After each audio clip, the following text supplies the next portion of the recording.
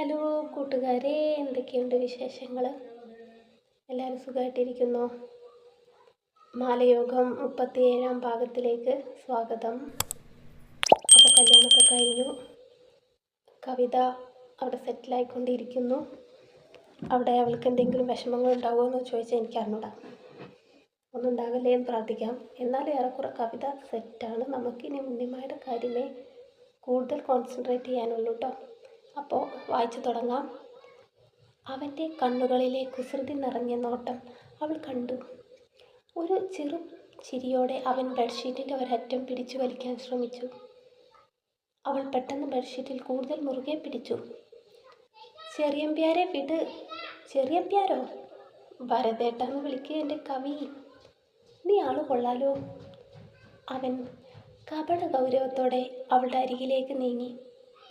അപ്പോഴും ദേഹത്തെ ബെഡ്ഷീറ്റ് അഴിഞ്ഞു വീഴാതെ അവൾ ശ്രദ്ധിച്ചു. എന്തിനാടോ ഈ പൂഴ്ത്തിവെപ്പ്? ഞാൻ കാണുമെന്ന് ഭയന്നാണോ? ഭരതൻ അവളുടെ കവിളുകൾ പിടിച്ചു വലിച്ചു വിട്ടു. ആ ഭഗം ചുവന്നു വന്നതും അവൻ അവളെ കോരിയെടുത്തു ബെഡിലേക്ക് തന്നെ കിടത്തി. എനിക്കിതൊക്കെ സ്വപ്നമായി തോന്നുക. അവളുടെ കഴുത്തിൽ മുഖമമർത്തി അവൻ തല ഉയർത്തി അവളുടെ കാതോരം പറഞ്ഞു. എനിക്കും. അവൻ്റെ പ്രവൃത്തികളിൽ മയങ്ങിപ്പോയ അവളുടെ സ്വരം നേർത്തുപോയിരുന്നു. തൻ്റെ സ്നേഹം ഞാൻ അറിയാതെ പോയിരുന്നെങ്കിൽ, ഞാൻ മറ്റൊരു വിവാഹം കഴിച്ചിരുന്നെങ്കിൽ കവിതയ്ക്ക് വിഷമമാവുമായിരുന്നില്ലേ? അവളുടെ തോളിൽ കിടന്ന അവൻ്റെ ചോദ്യം കേട്ടതും കവിതയുടെ മിഴി നിറഞ്ഞു. അയ്യോ, ഞാൻ സങ്കടപ്പെടുത്താൻ പറഞ്ഞതല്ല, അറിയാനൊരാശ. ഞാൻ അറിയാതെ താൻ എന്നെ സ്നേഹിച്ച കഥ കേൾക്കാനൊരു ആഗ്രഹം. ഭരതൻ ചെരിഞ്ഞു കിടന്നു അവളെ ഇറുകി വാരി പുണർന്നു. വേണ്ടടോ, ഭരതേട്ടൻ്റെ കവിക്കുട്ടി ഒന്നും പറയണ്ട. അപ്പോഴും മൂക്ക് വിടർത്തി താഴ്ത്തി നിറക്കുന്നവളെ നോക്കി ഭരതൻ പറഞ്ഞു. അവൻ അവളെ ഇറുകി പുണർന്നു നെഞ്ചോട് ചേർത്തു. തോളിലിട്ടിരുന്ന ബാഗ് ഉണ്ണിമായ തിയേറ്ററിൽ എത്താനായപ്പോഴേക്കും കയ്യിൽ പിടിച്ചിരുന്നു. വിഘ്നേഷിൻ്റെ കാർ കിടപ്പുണ്ടോ എന്ന് നോക്കിയപ്പോൾ കണ്ടില്ല. ഓഫീസിൽ രജനീഷ് ഇരിപ്പുണ്ടായിരുന്നു. അവൻ രജിസ്റ്ററിൽ എന്തോ പരിശോധിക്കുകയാണ്. ഉണ്ണിമായ അരികിൽ വന്നു നിന്നതും അവൻ മിഴി ഉയർത്തി നോക്കി. ഇതാര്? നാട്ടിൽ നിന്ന് എപ്പോൾ എത്തി? രാവിലെ എത്തി. അനിയനെ സ്കൂളിലും വിട്ട് നേരെ ഇങ്ങ് പോന്നു. എങ്ങനെയുണ്ടായിരുന്നു കൂട്ടുകാരിയുടെ വിവാഹമൊക്കെ? എഴുത്തിനിടയിലും രജനീഷ് വിശേഷങ്ങൾ തിരക്കിക്കൊണ്ടിരുന്നു. നന്നായിരുന്നു. മോർണിംഗ് ഷോ റണ്ണിങ് ആണോ? അതെ, തീരാൻ ഇനിയൊരു 1/2 hour കൂടെ കാണും. ഇന്നലെ സൺഡേ നല്ല തിരക്കായിരുന്നു, രജനീഷ് പുഞ്ചിരിയോടെ പറഞ്ഞു. വിക്കി സാർ വന്നിരുന്നോ? അവൾ ബാഗ് ഓഫീസിലെ ഷെൽഫിൽ വെക്കുന്നതിനിടെ ചോദിച്ചു. ഉണ്ണിമായ പോയ അന്ന് ഇവിടുന്ന് സ്ഥലം വിട്ടതാ. പിന്നെ ആളുടെ പൊടി പോലും കണ്ടിട്ടില്ല. അത് പറയുമ്പോൾ രജനീഷ് രജിസ്റ്റർ മടക്കി വെച്ച് എഴുന്നേറ്റ് ഓഫീസിൽ നിന്നിറങ്ങാൻ തുനിഞ്ഞു. കല്യാണത്തിരക്കിലായിരിക്കും സാർ, മേ ബി. ഉണ്ണിമായ്ക്ക് ഉത്തരം നൽകി രജനീഷ് പുഞ്ചിരിച്ചു. മാറ്റിനിക്കുള്ള ഒരുക്കങ്ങൾ തുടങ്ങട്ടെ സാർ? മുന്നോട്ട് നടക്കുന്നവനെ നോക്കി ഉറക്കെ വിളിച്ച് ചോദിച്ചപ്പോൾ അവൻ ഓക്കെ എന്ന് കൈകൊണ്ട് കാണിച്ചു. ഭരതനും കവിതയും അമ്പലത്തിൽ പോയി തൊഴുതു വന്നു. അമ്പലത്തിലേക്ക് പോകുമ്പോൾ കവിതയുടെ വസ്ത്രം ചുവന്ന കരയുള്ള നേരിയതായിരുന്നു. മുറ്റത്തൊരുക്കിയ പന്തലിലേക്ക് ആളുകൾ വന്നു തുടങ്ങിയിരുന്നു. ഉച്ച ആയപ്പോഴേക്കും പന്തൽ നിറഞ്ഞു. ആകെ ബഹളവും തിരക്കും കൊണ്ട് ഇലഞ്ഞിത്തറ മുറ്റം ഭരതൻ്റെ വിവാഹത്തിൻ്റെ പര്യവസാനത്തിലെത്തിയിരുന്നു. കവിതയുടെ കൂട്ടുകാരികളിൽ കൗസല്യയും സീനത്തും ചേർന്ന് അവളെ ഒരുക്കി. എന്നാലും ഉണ്ണിമായ്ക്ക് ഇന്നത്തെ റിസപ്ഷൻ കഴിഞ്ഞിട്ട് പോകാമായിരുന്നു. കവിതയെ ഒരുക്കുന്നതിനിടയിൽ സീനത്ത് സങ്കടം പറഞ്ഞു. 2 ദിവസത്തിൽ കൂടുതൽ ലീവ് എടുത്തില്ലേ അവള്? ഇനിയും ലീവ് എടുത്താൽ മുന്നത്തെ പോലെ ജോലി നഷ്ടപ്പെടുമെന്ന് പേടിൻ്റെ അവൾക്ക്. കവിത അവളുടെ മുഖം കണ്ണാടിയിൽ നോക്കി. ജോലി തിയേറ്ററിലായോണ്ട് ഉണ്ണിമായ്ക്ക് എപ്പോഴും സിനിമ കണ്ടുകൊണ്ടിരിക്കുകയല്ലേ? ഇടയിൽ കയറി സീനത്ത് പറഞ്ഞതും ചൊടിയിൽ വിരിഞ്ഞ പുഞ്ചിരി ഒതുക്കി കവിത എഴുന്നേറ്റു. ഇലഞ്ഞിത്തറയുടെ മുറ്റത്തൊരുക്കിയ സ്റ്റേജിലേക്ക് കൂട്ടുകാരികൾ അവളുടെ കൈ പിടിച്ചു കയറ്റി ഭരതൻ്റെ അരികിലിരുത്തി. മുൻവശത്ത് ഇരിക്കുന്നവരെ കവിതയൊന്ന് കണ്ണോടിച്ചു. ഏറ്റവും മുമ്പിൽ വിജയലക്ഷ്മി ഇരിപ്പുണ്ട്. വിജയലക്ഷ്മിക്ക് അപ്പുറവും ഇപ്പുറമായിട്ട് അവരുടെ സഹോദരങ്ങൾ ഇരിപ്പുണ്ട്. അതിനുശേഷമുള്ള ഇരിപ്പിടത്തിൽ കൃഷ്ണനുണ്ണിയും മേഘനയും. കൃഷ്ണനുണ്ണിയുടെ മടിയിൽ കേദാർ ഇരുന്ന് കുറുമ്പ് കാണിക്കുന്നുണ്ട്. കുറച്ചപ്പുറത്തെ ഇരിപ്പിടത്തിൽ സൗപർണികയും വിശ്വനാഥനും മക്കളും ഇരിക്കുന്നത് കണ്ടു. ഇരിപ്പിടങ്ങളുടെ ഏറ്റവും പിറകിൽ സുചിത്രയും സുനിതയും മക്കളും ഇരിക്കുന്നത് കണ്ട് അവളുടെ നെഞ്ചം വിങ്ങി. നിറഞ്ഞ മിഴികളോടെ അവൾ സദസ്സിനെ നോക്കി പുഞ്ചിരിക്കുന്ന തൻ്റെ പ്രാണനെ നോക്കി. ആ മിഴിയിൽ തുളുമ്പി വരുന്ന മിഴിനീർ കണത്തിലെ നൊമ്പരം തിരിച്ചറിഞ്ഞ ഭരതൻ എഴുന്നേറ്റ് നിന്നു. അവരെ നോക്കി നനഞ്ഞ മിഴിയോടെ നിൽക്കുന്ന സുചിത്രയോട് സ്റ്റേജിലേക്ക് വരാൻ ആംഗ്യം കാണിച്ചു. അതോടെ വിപിനും ചിതിനും ഓടി സ്റ്റേജിൽ കയറി കവിതയെ കെട്ടിപ്പിടിച്ചു. കവിതയും അവരെ വാരിപ്പുണർന്നു. ഇരു കവിളിലും മുത്തം കൊടുത്തു പൊതിഞ്ഞു. പ്രസവിച്ചില്ലെങ്കിലും ശരിക്കും കവിതയാണ് അവരുടെ അമ്മ. തള്ളക്കോഴിയെ കണ്ട കോഴിക്കുഞ്ഞുങ്ങളെപ്പോൾ അവർ അവൾക്ക് ചുറ്റും നിന്ന് കെട്ടിപ്പിടിച്ച് മുഖമുയർത്തി അവളെ നോക്കി. അപ്പോഴേക്കും സുനിതയുടെ കൈ പിടിച്ച് സുചിത്ര സ്റ്റേജിലെത്തിയിരുന്നു. ഇവളുടുത്ത സാരി ഇവിടെ നിന്ന് വാങ്ങിയതല്ലല്ലോ. സൗപർണിക തഞ്ചത്തിൽ എഴുന്നേറ്റ് മേഘനയുടെ കാതിൽ സംശയം പറഞ്ഞു. അല്ല, ഈ സാരി ഉണ്ണിമായ അവൾക്ക് സമ്മാനം കൊടുത്തതാ. അതുടുക്കാൻ കവിതയ്ക്കൊരാശ.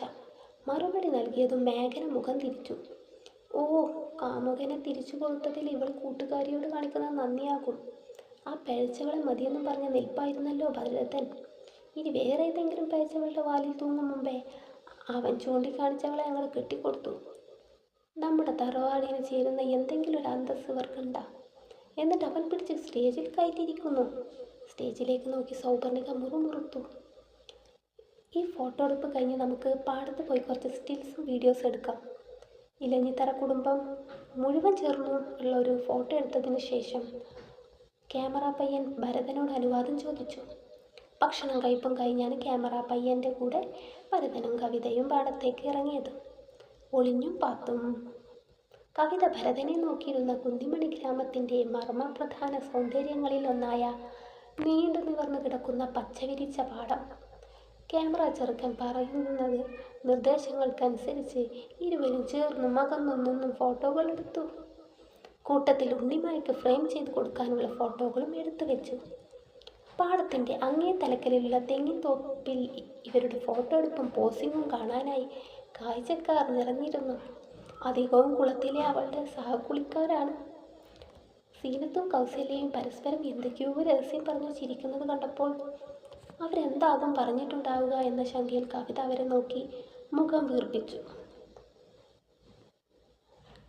സമുദ്ര വീട് വിട്ടിറങ്ങുന്നതും കാത്ത് വിഘ്നേഷ് കാറിൽ കാത്തിരുന്നു.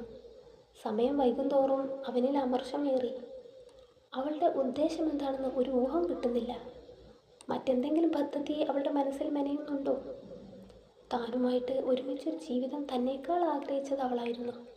എന്നിട്ടിപ്പോൾ ആ അസുലഭ നിമിഷം അടുത്തു വന്ന ഈ അവസരത്തിൽ അവളുടെ തീരാ നിഷേധത്തിൻ്റെയും അവഗണനയുടെയും പൊരുളറിയുന്നില്ല.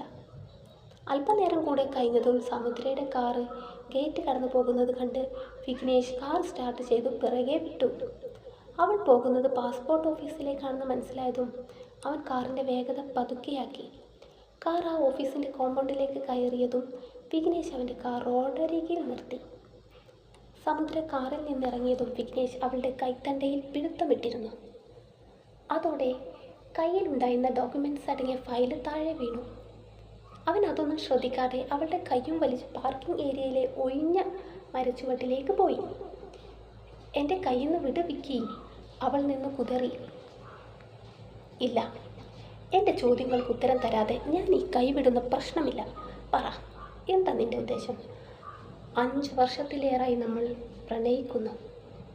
ഇന്നേ വരെ നമ്മൾ ഇത്രയും ദിവസം പിണങ്ങി നിന്നിട്ടുണ്ടോ? എന്നെ നാണം കെടുത്താനാണോ പ്ലാൻ? അടുത്ത ആഴ്ച നമ്മുടെ വിവാഹമാണ്, അത് നീ മറക്കണ്ട. അവളുടെ കൈ അയച്ചു അവൻ പറയുമ്പോൾ അവൻ കിതക്കുന്നുണ്ടായിരുന്നു. ഓ, അപ്പോൾ ഉറപ്പിച്ച വിവാഹം നടന്നില്ലെങ്കിൽ ആളുകളുടെ മുമ്പിൽ നാണം കെടുമെന്ന ഭയം കൊണ്ടാണ് വിക്കി എൻ്റെ പിറകെ നടക്കുന്നത്. അല്ലാതെ എന്നോടുള്ള സ്നേഹം കൊണ്ടോ എൻ്റെ കൂടെ ജീവിക്കാനുള്ള ആഗ്രഹം കൊണ്ടോ അല്ല. തീക്ഷ്ണമായ നോട്ടത്തോടെ അവൾ അവൻ്റെ മിഴികളിൽ പരതി. എന്നാണോ നീ മനസ്സിലാക്കിയത്? അവൻ്റെ സ്വരം വളരെ താഴ്ന്നു പോയിരുന്നു. ക്ഷമിച്ചു. അവനിൽ ഇനി അമർഷത്തിൻ്റെ അടയാളങ്ങളൊന്നും ബാക്കിയുണ്ടായിരുന്നില്ല. നിങ്ങൾക്ക് ചേരുക ഞാനല്ല, ഉണ്ണിമായ. അവളാകുമ്പോൾ നിങ്ങൾ വരച്ച അതിർവരമ്പിൽ ഒതുങ്ങിക്കൂടിക്കോളും. നിങ്ങളുടെ പ്രവൃത്തികളെ ചോദ്യം ചെയ്യാത്ത, നിങ്ങളെ ഫോളോ ചെയ്യാത്ത ഒരു പാർട്ട്ണറെ അല്ലേ നിങ്ങൾക്ക് വേണ്ടത്? അതിനവൾ ബെസ്റ്റാ. കൈകൊണ്ടൊരാഗ്യം കാണിച്ച് മുന്നോട്ട് വേഗത്തിൽ നടന്നു പോകുന്നവളെ നോക്കാൻ ശേഷിയില്ലാതെ വിഘ്നേഷ് തിരിഞ്ഞു നിന്നു. അവൻ നേരെ പോയത് വീട്ടിലേക്കായിരുന്നു. ബാങ്കിലോ തിയേറ്ററിലോ പോയിട്ട് ഒരാഴ്ച കഴിഞ്ഞിരിക്കുന്നു. തിയേറ്ററിലെ കാര്യങ്ങൾ ഉണ്ണിമായും രജനീഷും ഉള്ളതുകൊണ്ട് മുടക്കമില്ലാതെ മുന്നോട്ട് പോകും. എന്നാൽ ബാങ്കിലെ കാര്യങ്ങൾ അങ്ങനെയല്ല. അവൻ ഉള്ളപ്പോഴേ കാര്യങ്ങൾ അവതാളത്തിലാവാറുള്ളതാണ്. അപ്പോൾ അവൻ്റെ അഭാവത്തിൽ അവസ്ഥ അതിലും കുഴഞ്ഞു മറിയും. മറ്റാരേക്കാൾ ഈ അവസ്ഥ അറിയാവുന്നവനാണ് വിഘ്നേഷ്. പക്ഷേ ഇപ്പോഴത്തെ അവൻ്റെ മാനസികാവസ്ഥ വളരെ വേദനാജനകമാണ്.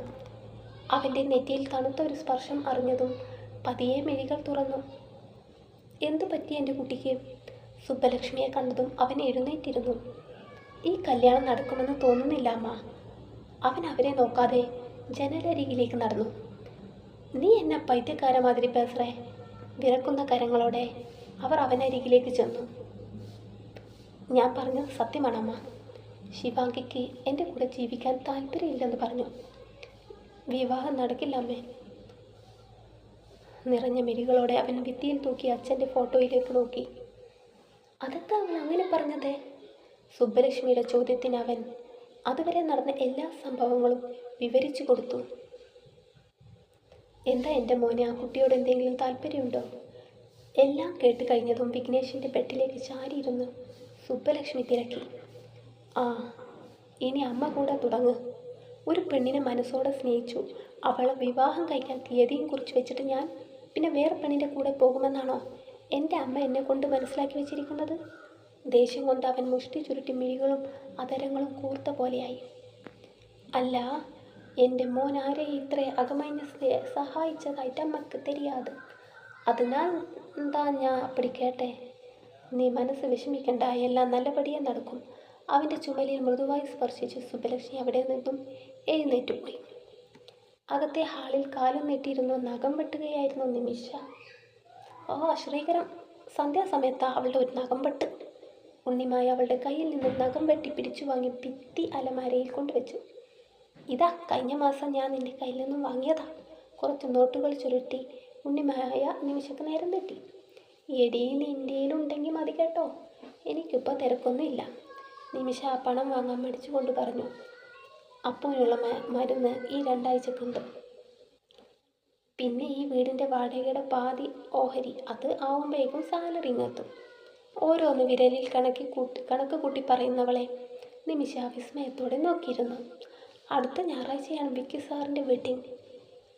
എന്തോ ഓർത്തെടുത്തതും നിമിഷ പറഞ്ഞു. അയ്യോ, ആ സംഭവം ഞാൻ അങ്ങോട്ട് വിട്ടുപോയി. സാറിനും വൈഫിനും ഒരു ഗിഫ്റ്റ് വാങ്ങണ്ടേ? ഉണ്ണിമായ നിമിഷയുടെ അരികിലേക്ക് കയറിയിരുന്നു. എന്തു കൊടുക്കും? നിമിഷ നെറ്റി ചുളിച്ചു അവളെ നോക്കി. അതെന്തെങ്കിലും കൊടുക്കാം, അതൊന്നും ബഡ്ജറ്റിൽ ഒതുങ്ങുന്നതേ. ഉണ്ണിമായ പുഞ്ചിരിയോടെ പറഞ്ഞ് എഴുന്നേറ്റ് പോയി. ഇന്ന് പാലെടുത്തില്ലേ? വെറും കൈയുടെ മുറിയിലേക്ക് വന്ന് ഡോർ കുറ്റിയിടുന്നവളെ ബെഡിൽ നീളത്തിൽ കിടന്ന് വായിക്കുന്ന ഭരതൻ തലപൊക്കി നോക്കി. എന്നും പാല് കുടിക്കുമോ? മുന്നോട്ട് വരുന്നതിനിടയിൽ അവൾ ശങ്കയിൽ തിരക്കി. എന്നും കുടിക്കും, അമ്മ ശീലിപ്പിച്ചതാ.